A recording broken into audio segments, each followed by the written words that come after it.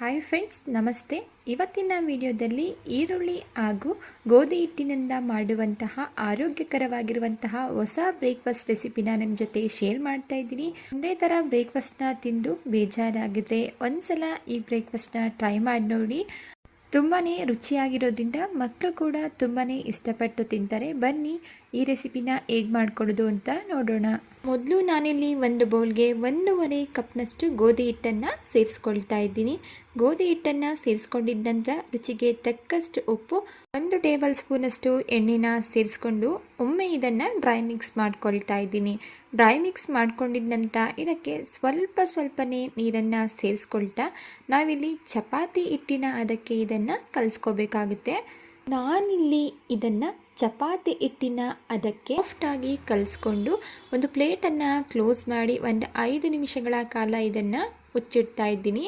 ನಂತರ ನಾನಿಲ್ಲಿ ಒಂದು ಕಡಾಯಿ ತಗೊಂಡಿದ್ದೀನಿ. ಕಡಾಯಿ ಬಿಸಿಯಾಗಿದ್ದ ನಂತರ ಇದಕ್ಕೆ 1 ಟೇಬಲ್ ಸ್ಪೂನಷ್ಟು ಎಣ್ಣೆನ ಸೇರಿಸ್ಕೊಳ್ತಾ ಇದ್ದೀನಿ.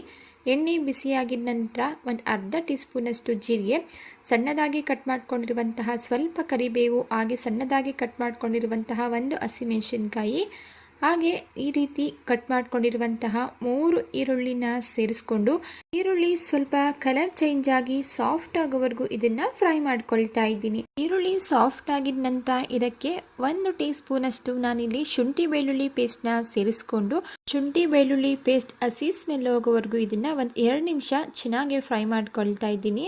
ನಂತರ ಇದಕ್ಕೆ ರುಚಿಗೆ ತಕ್ಕಷ್ಟು ಉಪ್ಪು, ಅರ್ಧ ಟೀ ಸ್ಪೂನಷ್ಟು ಗರಂ ಮಸಾಲ, ಸ್ವಲ್ಪ ಅರಿಶಿಣದ ಪುಡಿ, 1 ಟೀ ಸ್ಪೂನಷ್ಟು ಚಿಲ್ಲಿ ಪೌಡರ್ ಹಾಗೂ 1 ಟೀ ಸ್ಪೂನಷ್ಟು ಧನಿಯಾ ಪೌಡರ್, 1/4 ಟೀ ಸ್ಪೂನಷ್ಟು ನಾನಿಲ್ಲಿ ಚಾಟ್ ಮಸಾಲನ ಸೇರಿಸ್ಕೊಳ್ತಾ ಇದ್ದೀನಿ. ಈ ಎಲ್ಲ ಡ್ರೈ ಮಸಾಲ ಇಂಗ್ರೀಡಿಯೆಂಟ್ಸ್ನ ಸೇರಿಸ್ಕೊಂಡಿದ ನಂತರ ನೀಟಾಗಿ ಇದನ್ನು ಮಿಕ್ಸ್ ಮಾಡಿಕೊಂಡು ಒಂದು 2 ನಿಮಿಷಗಳ ಕಾಲ ಲೋ ಫ್ಲೇಮಲ್ಲಿ ಫ್ರೈ ಮಾಡಿಕೊಂಡು ಗ್ಯಾಸ್ ಸ್ಟವ್ನ ಆಫ್ ಮಾಡ್ಕೊಳ್ತಾ ಇದ್ದೀನಿ. ನಂತರ ಇದಕ್ಕೆ 1 ಟೀ ಸ್ಪೂನಷ್ಟು ನಿಂಬೆಹಣ್ಣಿನ ರಸ ಹಾಗೆ ಸಣ್ಣದಾಗಿ ಕಟ್ ಮಾಡ್ಕೊಂಡಿರುವಂತಹ ಕೊತ್ತಂಬರಿ ಸೊಪ್ಪನ್ನು ಸೇರಿಸ್ಕೊಂಡು ಮಿಕ್ಸ್ ಮಾಡ್ಕೊಳ್ತಾ ಇದ್ದೀನಿ. ಈಗ ಬ್ರೇಕ್ಫಾಸ್ಟ್ಗೆ ಬೇಕಾಗಿರುವಂತಹ ಸ್ಟಫಿಂಗ್ ರೆಡಿ ಆಯಿತು. ಈಗ ಇದನ್ನು ಪಕ್ಕಕ್ಕೆ ಇಟ್ಕೊಳ್ತಾ ಇದ್ದೀನಿ. ನೆಕ್ಸ್ಟ್ ನಾನಿಲ್ಲಿ ಆಗಲೇ ಕಲಸಿಟ್ಕೊಂಡಿರುವಂತಹ ಗೋಧಿ ಹಿಟ್ಟನ್ನು ತಗೊಳ್ತಾ ಇದ್ದೀನಿ. ಗೋಧಿ ಹಿಟ್ಟನ್ನು ತಗೊಂಡು ಈ ರೀತಿ ಒಂದು ಮಣೆ ಅಥವಾ ಕೌಂಟರ್ ಟಾಪ್ ಮೇಲೆ ಇಟ್ಕೊಂಡು ಇದನ್ನು ಚೆನ್ನಾಗಿ ನಾದ್ಕೋಬೇಕಾಗುತ್ತೆ. ನಾದ್ಕೊಂಡಿದ ನಂತರ ಇದನ್ನು ಈಕ್ವಲ್ ಆಗಿ ಈ ರೀತಿ ಸಣ್ಣದಾಗಿ ಕಟ್ ಮಾಡ್ಕೊಳ್ತಾ ಇದ್ದೀನಿ. ನಂತರ ಇದರಲ್ಲಿ ಒಂದು ಪೀಸನ್ನು ತಗೊಂಡು ಈ ರೀತಿ ಉಂಡೆ ಮಾಡ್ಕೊಳ್ತಾ ಇದ್ದೀನಿ. ನೆಕ್ಸ್ಟ್ ಸ್ವಲ್ಪ ಗೋಧಿ ಹಿಟ್ಟನ್ನು ಈ ರೀತಿ ಚಪಾತಿ ಹಿಟ್ಟಿಗಿಂತ ಸ್ವಲ್ಪ ಮಂದವಾಗಿ ಹಾಗೆ ಪೂರಿ ಸೈಜ್ನಲ್ಲಿ ಇದನ್ನು ಲಟ್ಟಿಸ್ಕೋಬೇಕಾಗುತ್ತೆ. ನೋಡಿ, ನಾನಿಲ್ಲಿ ಈ ರೀತಿ ರೌಂಡ್ ಶೇಪಲ್ಲಿ ಲಟ್ಟಿಸ್ಕೊಂಡಿದ್ದೀನಿ.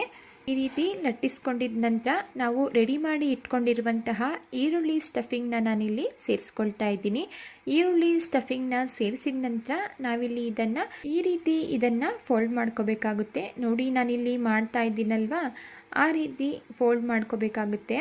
ಫೋಲ್ಡ್ ಮಾಡ್ಕೊಂಡಿದ ನಂತರ ಇದನ್ನು ಸ್ವಲ್ಪ ಪ್ರೆಸ್ ಮಾಡಿ ರೌಂಡ್ ಶೇಪ್ಗೆ ಮಾಡ್ಕೋಬೇಕಾಗುತ್ತೆ. ನಿಮಗೆ ಯಾವ ಶೇಪ್ ಇಷ್ಟನೋ ಅದೇ ಶೇಪಲ್ಲಿ ನೀವು ಕೂಡ ಇದನ್ನು ಮಾಡ್ಕೋಬೋದು. ನಾನಿಲ್ಲಿ ರೌಂಡ್ ಶೇಪಲ್ಲಿ ರೆಡಿ ಮಾಡಿಕೊಂಡು ನಾನಿಲ್ಲಿ ಒಂದು ಪ್ಲೇಟ್ಗೆ ಸೇರಿಸ್ಕೊಂಡಿದ್ದೀನಿ. ನೆಕ್ಸ್ಟ್ ನಾನಿಲ್ಲಿ ಎಣ್ಣೆನ ಬಿಸಿಯಾಗಲಿಕ್ಕೆ ಇಟ್ಟಿದೆ. ಎಣ್ಣೆ ಕೂಡ ಈಗ ಬಿಸಿಯಾಗಿದೆ. ನಾವು ರೌಂಡ್ ಶೇಪಲ್ಲಿ ರೆಡಿ ಮಾಡ್ಕೊಂಡಿರುವಂತಹ ಗೋಧಿ ಹಿಟ್ಟಿನ ಪೀಸಸ್ಗಳನ್ನ ಈ ರೀತಿ ನಾನಿಲ್ಲಿ ಒಂದೊಂದಾಗಿ ಎಣ್ಣೆಗೆ ಸೇರಿಸ್ಕೊಳ್ತಾ ಇದ್ದೀನಿ. ಎಣ್ಣೆಗೆ ಸೇರಿಸಿದ ನಂತರ ತಕ್ಷಣಕ್ಕೆ ಅದನ್ನು ಮುಟ್ಟೋದಕ್ಕೆ ಹೋಗಬಾರ್ದು. ಮೀಡಿಯಂ ಫ್ಲೇಮಲ್ಲಿ ಎರಡೂ ಕಡೆ ಗೋಲ್ಡನ್ ಬ್ರೌನ್ ಕಲರ್ ಬರೋವರೆಗೂ ಹದವಾಗಿ ಬೇಯಿಸ್ಕೊಂಡು ಒಂದು ಪ್ಲೇಟ್ಗೆ ತೆಗೆದಿಟ್ಕೊಂಡ್ರೆ ಬಿಸಿಯಾಗಿರುವಂತಹ ಬ್ರೇಕ್ಫಾಸ್ಟ್ ರೆಸಿಪಿ ರೆಡಿ ಆಯಿತು. ತಿನ್ನೋದಕ್ಕೂ ಕೂಡ ತುಂಬ ಟೇಸ್ಟಿಯಾಗಿರುತ್ತೆ. ಮಿಸ್ ಮಾಡದೆ ಈ ರೆಸಿಪಿನ ನೀವು ಕೂಡ ಟ್ರೈ ಮಾಡಿ ನೋಡಿ. ಓಕೆ ಫ್ರೆಂಡ್ಸ್, ಇವತ್ತಿನ ಗೋಧಿ ಹಿಟ್ಟು ಹಾಗೂ ಈರುಳ್ಳಿನ ಬಳಸಿ ಮಾಡಿರುವಂತಹ ಬ್ರೇಕ್ಫಾಸ್ಟ್ ರೆಸಿಪಿ ನಿಮಗೆ ಇಷ್ಟ ಆಗಿದೆ ಅಂತ ಭಾವಿಸ್ತಾ ಇದ್ದೀನಿ. ಇಷ್ಟ ಆಗಿದ್ರೆ ಪ್ಲೀಸ್ ರೆಸಿಪಿಗೆ ಒಂದು ಲೈಕ್ ಮಾಡಿ. ಇದೇ ರೀತಿ ಟೇಸ್ಟಿ ಹಾಗೂ ಸಿಂಪಲ್ ರೆಸಿಪಿಗಳಿಗಾಗಿ ನೀವು ಮಾಡಬೇಕಾಗಿರೋದು ಇಷ್ಟೇ. ದಯವಿಟ್ಟು ಚಾನಲ್ನ ಸಬ್ಸ್ಕ್ರೈಬ್ ಮಾಡಿಕೊಂಡು ಚಾನಲ್ಗೆ ಸಪೋರ್ಟ್ ಮಾಡೋದನ್ನು ಮರಿಬೇಡಿ. ಹಾಗೆ ಈ ರೆಸಿಪಿನ ಟ್ರೈ ಮಾಡಿ ರೆಸಿಪಿ ಹೇಗೆ ಬಂತು ಅಂತ ಹೇಳಿ ಕಮೆಂಟ್ ಮಾಡೋದನ್ನು ಕೂಡ ಮರಿಬೇಡಿ.